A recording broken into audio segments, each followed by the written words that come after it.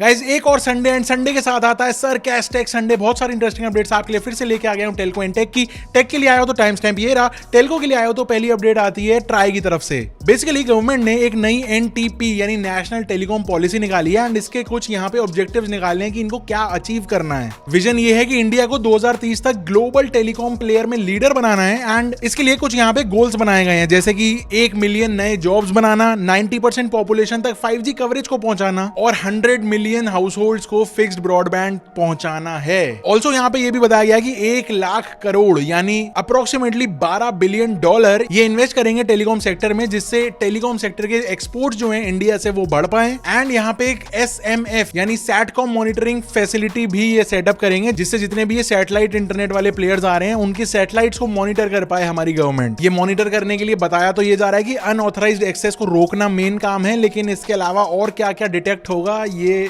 Facility में ही पता चलेगा। अगली अपडेट पे चलते हैं तो वो आती है एयरटेल की तरफ से। एंड एयरटेल ने ना भाई कुछ टाइम से अपना रोला मचा रखा है। लिटरली एयरटेल ने TCS को पीछे छोड़ दिया एंड आज की डेट में इंडिया की 3rd मोस्ट वैल्यूएबल कंपनी बन गई है after Reliance and HDFC bank, जो कि लिस्टेड है। अब एयरटेल की market value 11.45 lakh crore rupees हो गई है, जो TCS से 2220 करोड़ रुपए ज्यादा है। आज की डेट में रिलायंस इंडस्ट्रीज इंडिया की टॉप मोस्ट वैल्यूएबल कंपनी है with 19.3 lakh crore rupees and इसके बाद जो सेकंड नंबर पे HDFC है उनका मार्केट कैप है 15.3 lakh crore rupees. And finally Airtel has joined the wagon, 3rd number पे अपना स्पॉट ठोक लिया है। अगली अपडेट पे चलते हैं तो वो आती है वी की तरफ से। एंड वी ने अपने 5G एक्सपैंड करने में लगा हुआ है एंड इन्होंने अभी राजस्थान में जयपुर एंड हरियाणा में सोनीपत में अपनी 5G सर्विसेज लॉन्च करी हैं। इनको बेसिकली 23 इंडियन सिटीज के अंदर अपना 5G जल्दी से जल्दी यहाँ पे बिछाना है। एंड 5G इनेबल्ड जो इनके प्लान हैं वो 299 से स्टार्ट है। अनलिमिटेड 5G ये लोग एड ऑन दे रहे हैं just like Jio and Airtel. लेकिन कुछ भी कहो, इनका जो 365 वाला प्लान है ना हीरो बेनिफिट्स के साथ में, वो अनबीटेबल है, चाहे फिर वो एयरटेल हो या जियो। कोई इतना तगड़ा प्लान नहीं दे रहा क्योंकि ये सब्सक्राइबर लॉस में चल रहे हैं एंड ये गेन करने के लिए, रिटेन करने के लिए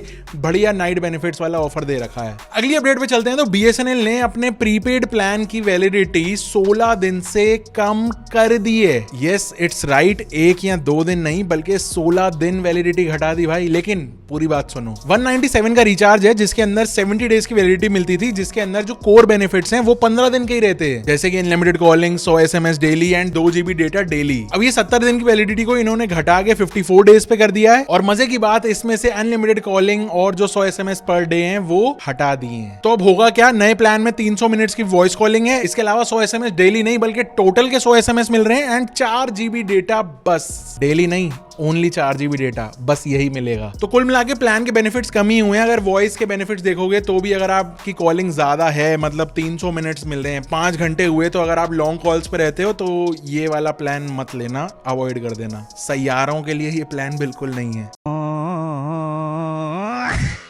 अगली अपडेट पे चलते हैं तो वो अगेन ट्राई की तरफ से आती है। ट्राई ने यहाँ पे एक रिपोर्ट निकाली है जिसके अंदर ये पता चल रहा है कि वी की जो कॉल क्वालिटी है वो यूपी वेस्ट में बेस्ट निकल के आ रही है, जो कि वाकई एक सरप्राइज है। लेकिन गेस व्हाट, सबसे वर्स्ट परफॉर्मर कौन है? Of course BSNL। इसमें कोई सरप्राइज नहीं है। BSNL का जो कॉल सेटअप सक्सेस रेट है वो यहाँ पे 86% निकल के आया, जो कि दिखाता है कि लगभग 13% कॉल्स अभी भी कनेक्ट ही नहीं हो पाती हैं। कॉल ड्रॉप तो अलग है, वो 4% पे है। यार कहने का मतलब BSNL ने ऑलमोस्ट 1 लाख से ज्यादा टॉवर्स अब लगा चुके हैं ये 4G के, फिर भी अगर इनके ये स्टैट्स निकल के आ रहे हैं तो कैसे पब्लिक बिलीव करेगी कि भाई वापस से BSNL की रिटर्न हो रहा है मार्केट में एंड वहां पे सिम दोबारा से BSNL की खरीद के कोई क्यों ही रिचार्ज करेगा जब स्टैट्स ऐसे निकल के आ रहे हैं। तो आप क्या यूज कर रहे हो, कमेंट करके बताना। अब चलते हैं टेक की तरफ। तो सबसे पहली अपडेट आती है गूगल की तरफ से। आप जब आजकल कोई भी गूगल सर्च करते हो तो देख रहे होगे AI मोड सबसे पहले प्रेफर्ड में आ रहा है एंड जो भी आपके रिजल्ट्स हैं वो AI से ऑप्टिमाइज्ड होके आ रहे हैं।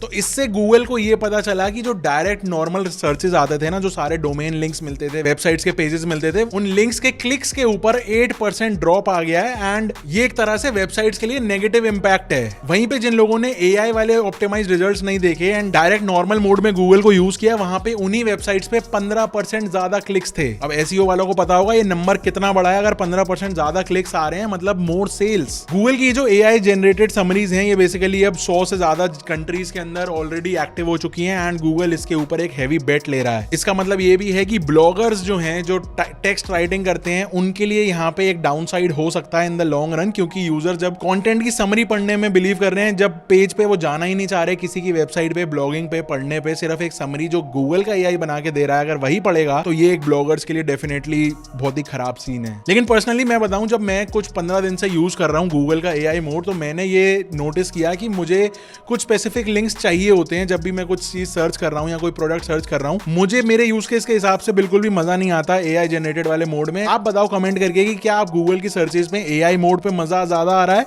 या फिर जो पहले वाला गूगल था जिसमें सारे लिंक्स आ जाते थे एंड जिसकी रेलेवेंट इन्फॉर्मेशन है वो ऊपर रहती थी, वो ज्यादा बढ़िया है? आपको क्या लगता है कमेंट करके बताना। अगली अपडेट पे चलते हैं, तो वो आती है मेक माई ट्रिप की तरफ से, एंड इन्होंने यहाँ पे टूर्स एंड अट्रैक्शंस बुकिंग का एक नया प्लेटफॉर्म लॉन्च कर दिया है। मतलब नया क्या, अपनी वेबसाइट के अंदर इंटीग्रेट कर दिया। अब इससे होगा क्या कि इंडियन ट्रैवलर्स 130 कंट्रीज के अंदर 1100 सिटीज में 2 लाख से भी ज्यादा एक्टिविटीज या फिर जो इवेंट्स होते हैं उनको बुक कर पाएंगे, रिजर्वेशन कर पाएंगे। फॉर एग्जांपल, आप अगर हांगकांग जा रहे हो एंड आपको वहां पे डिज्नीलैंड का टिकट चाहिए, तो पहले टूर्स एंड ट्रैवल्स वाले अरेंज करके देते थे, या फिर अपने वहां के पार्टनर से बुकिंग कराते थे, या फिर वहां की वेबसाइट पे ऑफिशियली जाके करते थे। तो ये सारी चीजें अब जो किसी भी शहर के जो अट्रैक्शंस हैं उनकी जो टिकटिंग है वो अब आप मेक माई ट्रिप पर ही कर पाओगे। प्राइस सारा INR में शो होगा एंड ये इंटीग्रेटेड रहेगा वहां पे माई ट्रिप्स वाले टैब के अंदर। सही है, दुबई जाओ तो डेजर्ट सफारी मेक माई ट्रिप से बुक कर लेना, आईफिल टावर या डिज्नीलैंड, जहां पे भी जाना हो, मतलब बता दिया, बात खत्म। अगली अपडेट पे चलते हैं, तो वो इंडियन OTT प्लेटफॉर्म्स की तरफ से आ रही है एंड गवर्नमेंट ने यहाँ पे 25 OTT प्लेटफॉर्म्स को बैन कर दिया है। बेसिकली ये मूव इसलिए लिया है क्योंकि ये कंटेंट जो है ना वो सारा सॉफ्ट पॉर्न की कैटेगरी के अंदर आ रहा था, एंड ये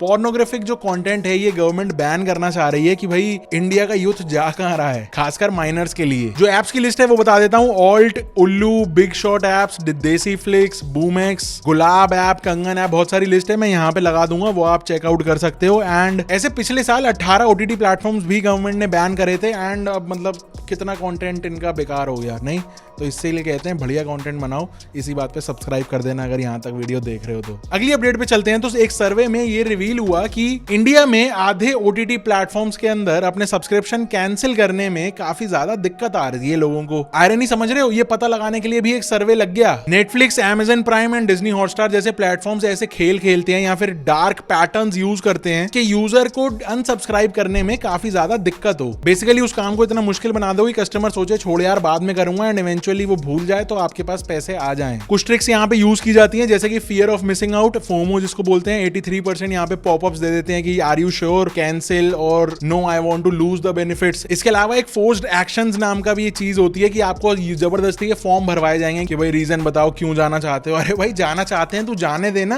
पैसे तेरे को तेरे पुराने मिल गए, नए और नहीं देने बस। ऑल्सो आजकल नया पैटर्न है कि सब्सक्राइब करने से पहले ऑटो रिन्यूअल पे ऑटोमेटिकली चेक्ड ही रहता है, एंड वो ये जबरदस्ती कंफर्म करा लेते हैं कि हर साल मेरे अकाउंट से इतने पैसे कटते रहें। अगर 1 साल का सब्सक्रिप्शन है तो 1 साल के पैसे ले लो ना, अगले साल की अगले साल बात करेंगे। जबरदस्ती ऑटो रिन्यूअल क्यों है? तो बस यही है, अगर आप भी ऐसे किसी जबरदस्ती पैसे वेस्ट हुए हो तो बताना कमेंट करके। एंड आज की जो फाइनल अपडेट है वो आती है एप्पल की तरफ से। एप्पल ने अपना एप्पल केयर 1 प्लान निकाला है, एंड इसके अंदर बेसिकली आपको 1700 रुपए महीना देना होगा। इसके अंदर आप एप्पल केयर के जो मल्टीपल डिवाइसेज, मतलब अप टू 3 डिवाइसेज आप यहाँ पे सिक्योर कर सकते हो। जैसे अभी तक क्या होता था कि आईफोन अगर हम ले रहे हैं एंड इसके लिए अगर हम एप्पल केयर लेने जाएंगे तो 9000 कुछ या 10,000 के आसपास पे करना पड़ता है। अब आप इकट्ठे 10,000 मत दो, 1700 रुपए महीना दो, एंड इसके अंदर आप अपना मैकबुक सेव कर लो, आईफोन सेव कर लो, वॉच को कराना है तो वो कर लो। बस एक सब्सक्रिप्शन एप्पल चाहता है कि आप मंथली पैसा आपसे खींचता रहे किसी तरह, एंड फिर आपके डिवाइसेस कवर्ड रहेंगे। अगर कुछ टूट टाट गया तो वहां पे वो फ्री में बदल जाएगा।